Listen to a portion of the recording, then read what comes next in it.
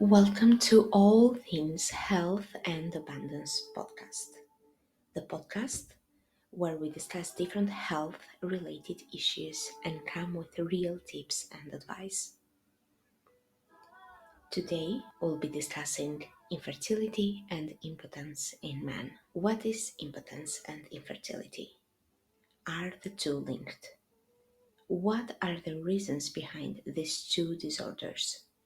Are they in any way related to stress? Or is the most common reason the malfunction of the male reproductive tract? And what can we do to restore health? That's what we'll be discussing today. Today with me is Dr. Jean-Jacques Dugois, or otherwise known as Dr. JJ. Dr. JJ is a naturopathic doctor in Toronto with a PhD in pharmaceutical science. He offers a wide variety of naturopathic health services for a number of different conditions and health concerns, anti-aging solutions, skin and hair treatment to disease such as cancer. I came across an interview with him, which I simply loved. So I decided that I really had to ask Dr. JJ to be on the show, and he accepted. So I'm really happy that he's with us today. So I don't know if I missed something in the introduction. So maybe you want to let us know a bit about it. Yeah, I mean, those are sort of the coal notes. I mean, I've been practicing since 2003, and I see a wide array of patients, and some of which are subfertility, infertility, male and female infertility. So it's a topic I'm perfectly happy to talk about. So yeah, that's great. Thank you for having me. Thanks for having me on the show.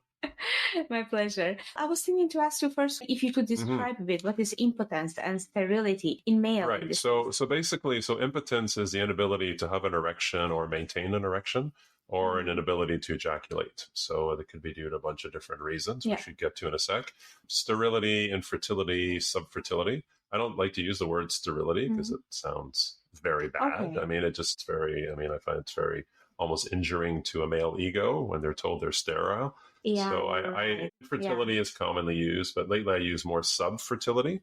So which means that you're not really, you're not really fertile. You're almost there. So patients will just adapt to the word. But basically, subfertility basically just means that you're lacking sperm. So in semen, you have a mix of sperm, seminal fluid, and prostatic secretions. So semen, people often refer to semen as sperm, but the sperm are in the semen. So basically, if you are having issues of subfertility, either you don't have enough sperm, so the numbers are low. They're more damaged, so we'll see chromosomal defects. We see this a lot due to cigarette smoking, environmental exposure, chemicals, anything from paints to VOCs to car exhaust, flame retardants. All these could damage your sperm, and also motility. So your sperm need to swim forward. So we're finding a lot now men are having motility issues. So their sperm either just don't swim or they swim all over the place, but they don't swim forward. They need to swim forward to be able to reproduce. Are the two related? If you're impotent, it's harder to conceive because you can't, potentially you can't ejaculate, you can't maintain an erection or have an erection. So that's where you'll see procedures at fertility clinics where if a man is able to maintain and, ejaculate quickly, they could do something called an IUI, an intrauterine injection. So basically the man will ejaculate into a cup and then they'll insert it into a woman as she's ovulating. Yeah. So success rates on those are so-so. I haven't seen them to be spectacular, but they've helped some patients. If you are subfertile, you're not necessarily impotent.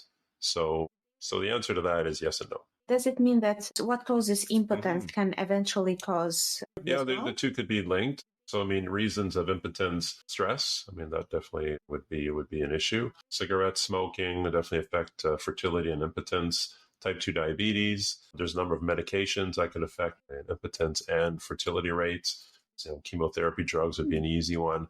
But even medications that you would use for, say, Crohn's and colitis, like sulfasalazine, those are used a lot in the beginning stages of this condition. They could drop your sperm count. If you're celiac, for example, and you're having gluten, well, then that could decrease your sperm count.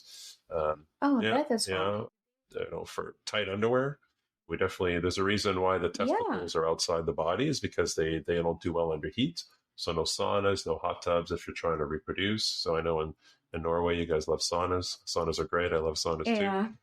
But yeah, you have to, loose underwear. I love bamboo briefs. I recommend to men to get bamboo. Bamboo's naturally cooling. It Okay. usually helps a lot. It's more comfortable. You sweat less and keeps the testicular heat down. I could just go on and on. And then there's physiological or anatomical things, like you could have a cyst between your testicle and ejaculatory duct. Those sometimes are fine, sometimes cause an issue. You could have varicose vein between the testicle and then the ejaculatory duct, and that could just cause overheating of the testicles. So there's a long list of why people could have these conditions. I always thought that it was a myth with tight underwear. Oh, but it's true. actually Heat. There's also an interesting study where they looked at sperm counts in men who ran, swam, and did cycling.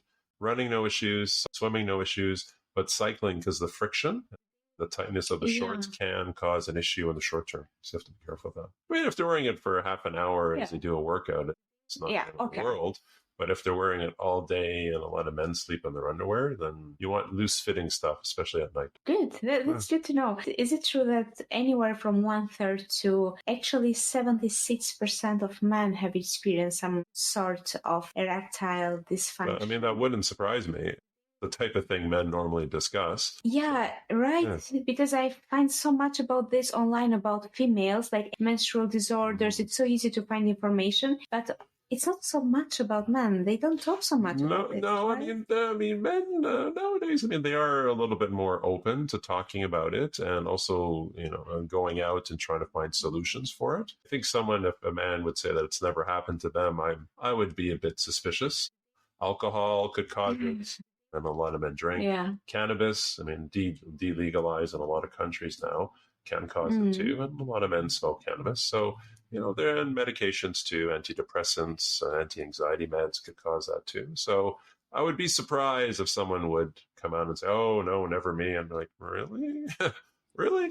So, but it happens. I mean, if it happens on an ongoing basis, that's when, you need to look into it and come up with a solution for it. I think it probably happens to everybody. Just people don't want to, just don't want to, they want to just zip it and that's it. They just don't want to talk about that. Yeah, I understand. It's about the male ego or something? I guess, it's a very sensitive topic. When I see couples coming in for fertility treatments, most of the time it'll start with the wife or the partner.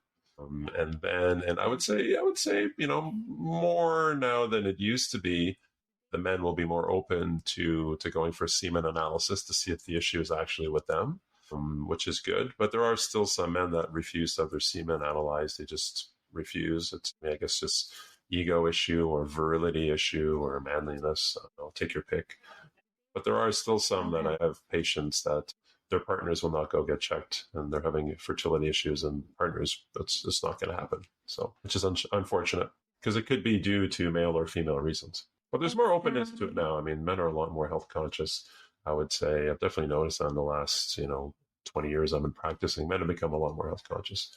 Definitely. Well, the most important part of all this, how do we deal with it in a natural way? Is there any advice you can give to men that are maybe suffering from both or one of the issues? Yeah, so one, we start with impotence. So first of all, there has to be a desire. So a good question I ask men is, how is your libido? Or are you sexually attracted to your partner? Do you want to have sexual intercourse? If you don't, well, then there's something going on. So the drop in libido can be due to depression, anxiety. Most of the time it's due to stress in the relationship, stress at work, stress at school, stress at, family stresses. You take your pick. Because what happens is when you're stressed, you're making adrenaline and noradrenaline, which is true, but you're also making cortisol, which is a stress hormone. And cortisol is very good at binding to a hormone receptor site. So what happens is cortisol, when you have a lot of cortisol kicking around, it's going to bind to your hormone receptors and prevent the attachment of other hormones like testosterone. So that's the first question I ask is if someone's having a libido issue, are you stressed? Can it be that because they're not in love with their partner anymore? Can this be a reason too? Yeah, that's possible. Or they're not physically attracted or anything like that? They could not be physically attracted to their partner. Also, too, maybe they also don't feel as attractive. Since the pandemic, and we call it the pandemic 15. It seems like everyone's put on 15 pounds. So maybe you feel less attractive, so that makes you more self-conscious. So could be that also. I mean, for libido, a good place to start is, It is and it isn't. You could test testosterone levels. However, testosterone levels are a little bit frustrating. So I have patients that have terrible, terrible testosterone levels, but they're horny. They want to have sex with anything that moves, and they're great. They're going to the gym. They're lifting weights, building muscle, and they're all fine. And then I have men with normal testosterone levels, and they can't build muscle. They go to the gym with no energy. They're tired, no libido, terrible libido. Yeah. So and there's three you could do. There's biologically available testosterone, free testosterone, total testosterone, and sometimes the numbers don't match at all how the patient feels. So there you go. Okay. So libido, so you have to have sex drive. And then basically you need to have nerve stimulation. So that's where it becomes an issue in diabetics. Diabetics often get nerve damage because of the high sugars in their blood. So it attacks the nerves that feed the penis. So the penis is less sensitive. It also affects the nerves that feed the blood supply to the penis. So it needs to be sensory, it needs to be nerve supply. There needs to be vascular flow. Same thing for smoking, heart disease, diabetes. Again, if there's less blood getting into the penis, then it's not going to engorge and become erect and stay erect. So here, there's been some neat procedures, shockwave therapy. I think you might have read of that in Norway also. A little bit on the painful side, but it gives a lot of shocks to the penis to stimulate blood flow to the vessels again. And that has some good data. That sounds good. Yeah. But you know what? When men want to have their plumbing work, they'll take a little bit of pain for some long-term improvement. Okay. There's the meds too, like the Cialises and the Viagras, all that stuff too that you could take. Acupuncture is useful. And what do you do too? For men who come in with erection issues, some questions about their pelvic floor. So yoga would be right. So have you ever played ice hockey? Have you fallen on the ice on your tailbone? Have you fallen on stairs and hit your tailbone? Car accidents? Do you ride a bike? Do you ride a hard bike seat? Are you repeatedly taking shots to your pelvis, right? And then pelvic floor physio, pelvic floor yoga. I think I've had a lot of guys, especially with prostate issues and erection issues, you have them do some pelvic floor yoga, and you see some really good improvements. So you also mentioned acupuncture, right? Do you want to elaborate a bit more? Yeah, so acupuncture is basically the whole system of channels that run on the body. So similar to yoga, you've got different chakras. So they also coincide with acupuncture points. So based on the Chinese system, there's 6 organs and 2 other additional channels that kind of run up and down the arms, the legs, the front, the back, etc. And depending on which point you're hitting, it has a certain property, from stimulating the kidneys. In Chinese medicine, kidneys control your reproductive organs. So you do a lot of kidney work. You can do some local work to try to stimulate blood flow to basically the penis. So you're doing points right around the pubic area or between the anus and the testicles. As obviously a very sensitive point. But there's some points you could do there. And the philosophy is that if you need to do acupuncture, it's because the meridian is blocked. So you're basically sticking a needle in there just to get the energy, the chi to flow through to allow it to. I understand. Well, we have the same in yoga. In yoga, we see impotence as related to a blockage of pranic circulation, which is the energy of life, like chi. And in yoga, we call it prana, right? There's definitely some overlap in terms of philosophy between them. So it's all coming from the same philosophies, really. Yeah. And then on the fertility side, zinc is key for sperm count. Zinc is a very common one. I read a study a few years back where I think the sperm counts have decreased by 50% in the last 50 years. So likely just due to chemical estrogens or xenoestrogens in the environment, chemicals, toxins, that's probably been a contributing factor. Likely stress, probably more stress. So zinc is good. Carnitine and acetylcarnitine, they help with sperm motility. Glutathione, very useful for protecting sperm against antioxidant damage. Same thing for coenzyme Q10. Vitamin E, very useful. Vitamin C, selenium. Pumpkin seeds on the diet side, very high in zinc. Good for guys, good for the prostate. Very, very good. So, and acupuncture too will help for men and women for fertility purposes. All this mixture of natural ways of healing, it actually works, right? Yeah, absolutely. I totally believe in it, but probably there will be people that are a bit skeptical listening to this, so that's why I wanted to ask this kind of question. Yeah. So there are good results, right? Yeah. There are some rare conditions where some men just don't produce sperm, and I mean, those to my knowledge, can't be reversed. At least I haven't seen a ton of those patients, so I don't know. I'd be skeptical if they could be fully reversed. But for the most part, if someone's seeing with subfertility and the numbers are low, usually with these types of treatments, you're normally able to get the numbers up and get the motility going. Obviously, if someone continues to be a drinker, a smoker, and continue with risk factors that they aren't addressing, well, then we can't work miracles. But most patients, by the time they come and see me, they're willing to do the hard work and get better. Okay, that's amazing. That's quite some tips, actually, quite some stuff someone can do on their own. Well, last thing before I let you go, if someone wants to get in contact with you, how can they find great. you? So my website is askdrjj.com. So askdrjj.com. We're in Toronto. You don't have to come here. Since the pandemic, we've got fancy microphones and great video, and we see a lot of patients virtually. Yeah. So if you have any questions, we're happy to help out. And just visit the website. So you actually have patients outside of Toronto? Yeah, absolutely. Yeah, I see the farthest patients I see are Australia and Singapore. Oh, yeah. Wow. Do you have anyone from... No one in Norway. I do have... Maybe. No, not yet. Not yet. Could be. Not yet. Probably a few soon. in Europe, a bunch in the Middle East, a bunch of other corners of Asia, some in the US. So yeah, we've seen... No, it's been great. I have to admit, that's one of the good things with the pandemic is we're quite good in the word virtual. Yeah. We do a lot of things virtually now. Yeah, at least one good thing. One good thing. One good thing came from it. And you actually work with a variety of different disorders, right? So they can contact you about not just about impotence, but about a variety of different issues. Absolutely. Yeah, I'm happy to help. Yay! Thank you so much. Thank you for being here. You're most welcome. Great questions. Keep doing what you're doing. It's yoga's awesome. I'm one of the least flexible people in the world, but I try. I do my 2% bending at yoga. What we say?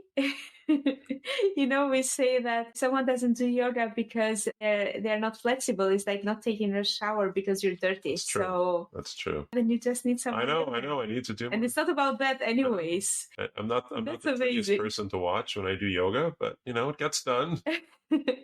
I won't be posting any YouTube episodes of me doing yoga. It's not going to be extremely motivating. No, but it gets done. It gets done. It's about restoring health. Actually, that is the point of it. Even though nowadays it has become more of an acrobatic thing, it's actually about restoring health. So that's the most important part of it. Absolutely, yeah. Movement, getting blood flow, getting the prana, getting it all to move. All right. Okay. Well, thank you. Well, I hope to have you some other time again here with us. You're welcome. Thank you so much. Alrighty, take care. So much. Thanks, Ada.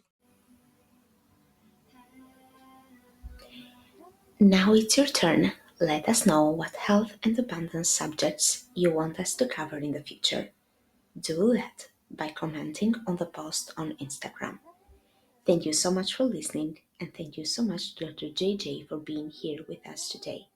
Hope to have you again on call some other time. If you liked it, please leave a review at podchaser.com. Just search for the podcast and write to do the review. If you have questions, or if you want to book a session with me, please do let me know on Instagram. In the next episode, we'll be talking about anxiety. And remember, you are always creating your health and abundance. What do you choose to create today?